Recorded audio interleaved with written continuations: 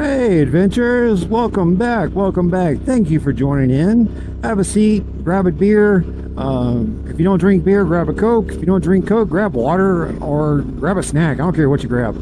Just sit back and enjoy your time here with me today. And if you don't enjoy your time here with me today, I do apologize for you not knowing how to have a good time when I'm out riding my bike.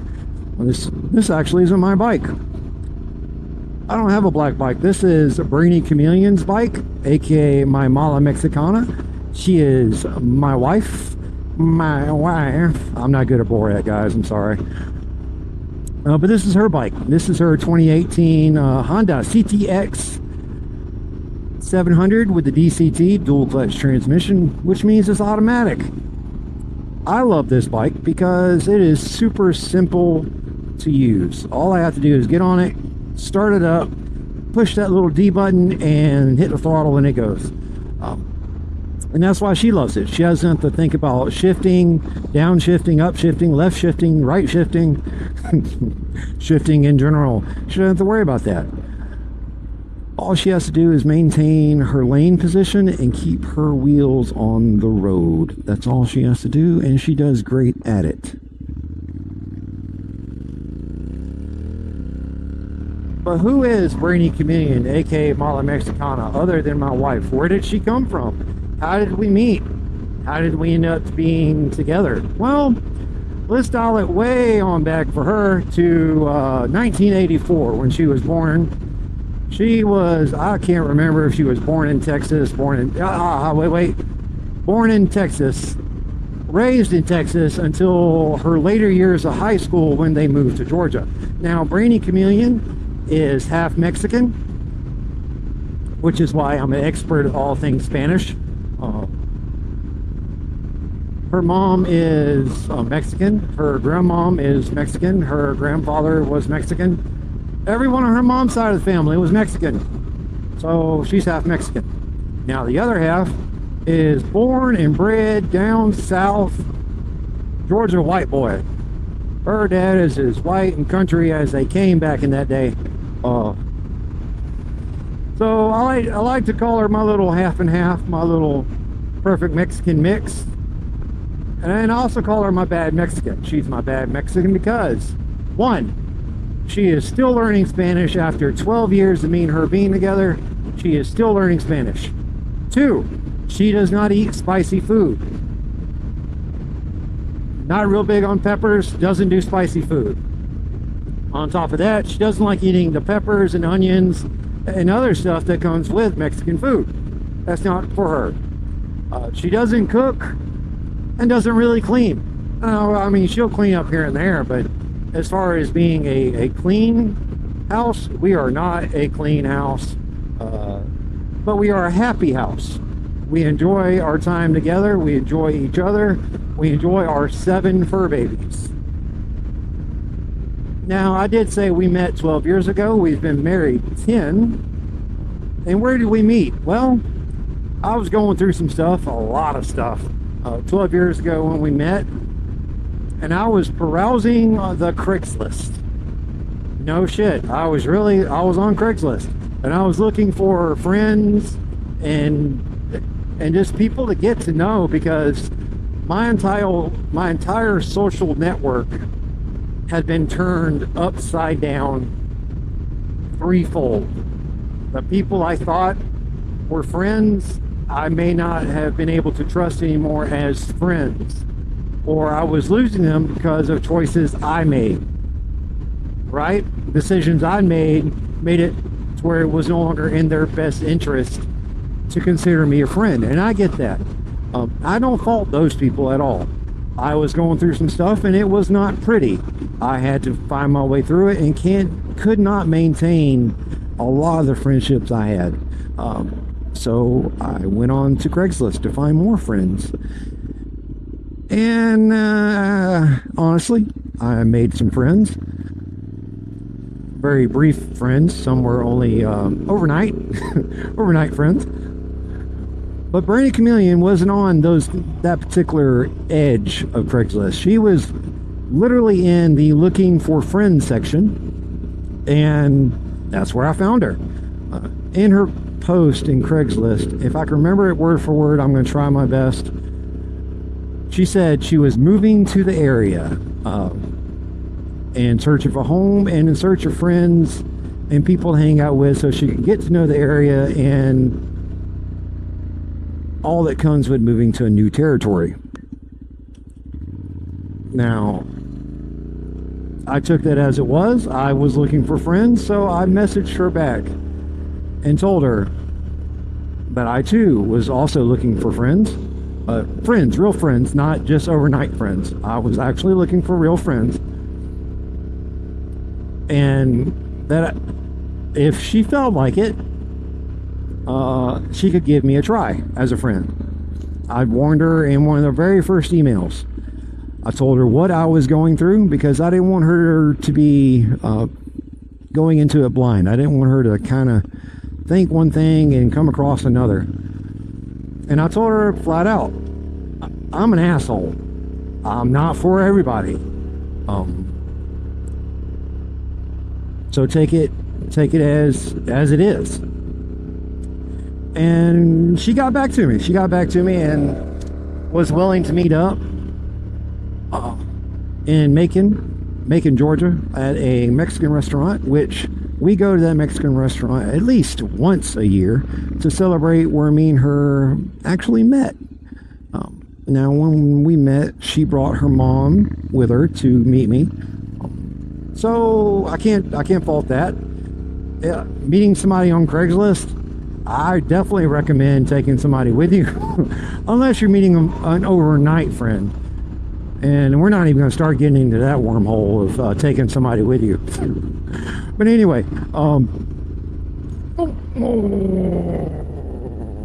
that one didn't feel good. I should have been stretched out a little bit better on that one.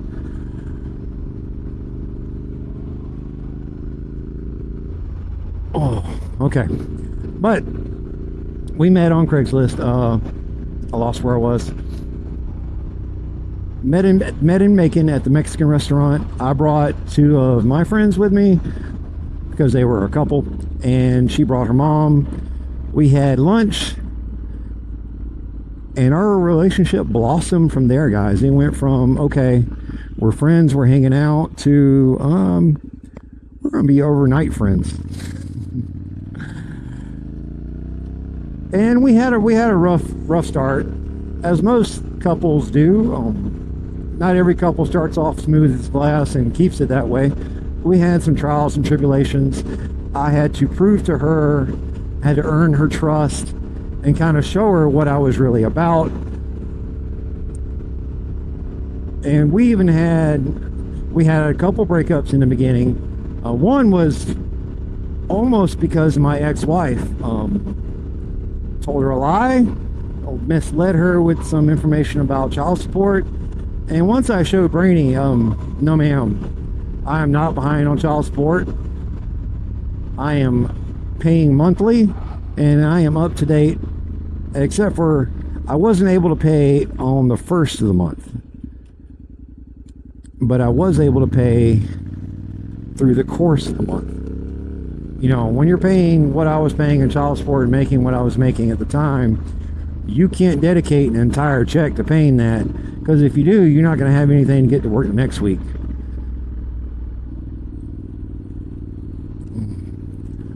But we dated for a year, and then after a year we got engaged, and then we were engaged for a year. And it got to the point where I even asked her, you said yes, that you wanted to marry me. Are you really wanting to marry me? Because it's been a year and you haven't made any plans yet. And she was like, well, I can't decide a date. I can't decide if we're doing a courthouse wedding or actually doing a full wedding. I can't make up my mind. Well, I told her, well, let me make up your mind for you. I'll pick the date. And she was more than happy with that. She said, okay. So I picked the date, and the date I picked was the next day.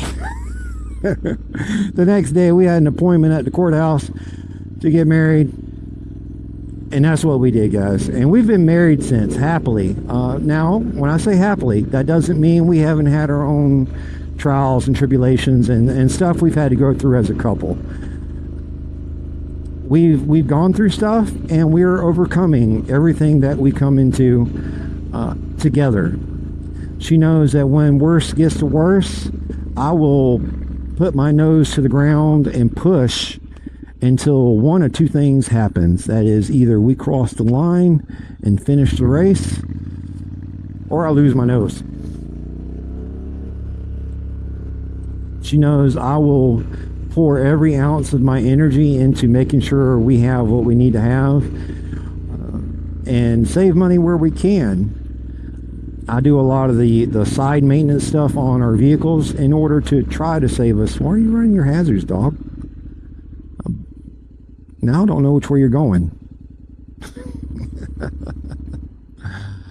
Oh. And with that dedication to each other, to resolving the issues that we come across, our relationship has been very fruitful. It is growing more and more every day. She knows how I react in social situations, and she'll come to my rescue in a lot of situations when I don't even realize I'm about to start having a problem. She'll come gather me and kind of make sure I'm okay, make sure nothing's getting to me. And most of that is with loud or large groups. With my hearing, I start to panic because I can't hear the person next to me. I don't know what's being said, so I shut down. I end all conversations because I feel like I can't take part in the conversation. I don't know what's being said. So she is definitely my crutch when it comes to audio communications with people. I don't call. I don't call the doctor unless I absolutely have to and she's tied up. She handles all the doctor's phone calls for me. In fact, anything where I pretty much have to handle paperwork, my Brainy's got me. On the same side, anything that Brainy says she needs or needs done, I make it happen. It may be some completely off the wall thing, like the other day. She kept complaining about needing light where she sits on the couch in order to write letters to Catastrophic. And that's something I could easily do. She had a lamp, and then the dogs broke that lamp, so I created a way for that lamp to still be useful.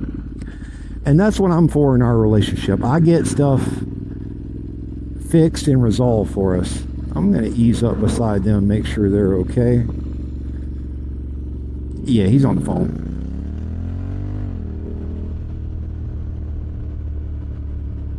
So yeah, that's where me and Brainy met. That's how we came together. And that's how we are who we are as a couple. Craigslist brought us together, and here we are, folks. Here we are.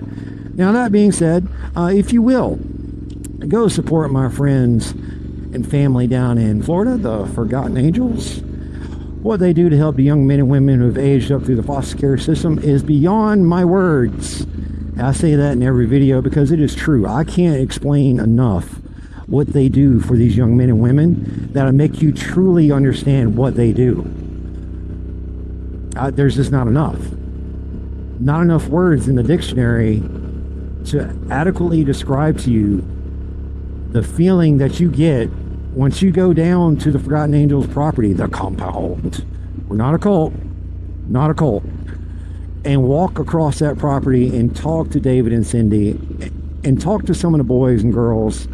Well, out there on that property, it's mainly just the boys. The girls are kept on other properties for obvious reasons. But what they do to help them become contributing members of society, happy young adults who have a shot at a future. We can't put a price on it either, guys. Can't put a price on it. Now, if you're in the market for a fur baby, I can put a price on that for you. Possum Southern Rescue in Macon/Warner Robins, Georgia. They do puppy adoptions and also foster out dogs. If you're unable to adopt, but you're able to foster, hit them up. See what you can do to help them out. If you can't foster or adopt, donate some time. Volunteer. See what you can do to help them out. And if you can't do that, donate. Send them some money to help pay for some of the medical bills that they accrue taking care of these young dogs, these pups, because they get them all fixed and microchipped. 2 of ours are fixed and microchipped because of them. That's our Twiggy and our Sir. So if you can't do that, throw them some money, guys. Buy them a bag of dog food, or throw the dog a bone. Throw the dog a bone. All right, y'all. I'm going to stop right up here and let you off at the Jeffersonville Assembly of God. Seems like a good place to drop you off at. Safe enough. You know how I feel about churches. Churches are always sanctuary. So you'll be safe here, guys. And I'll catch y'all on the next adventure.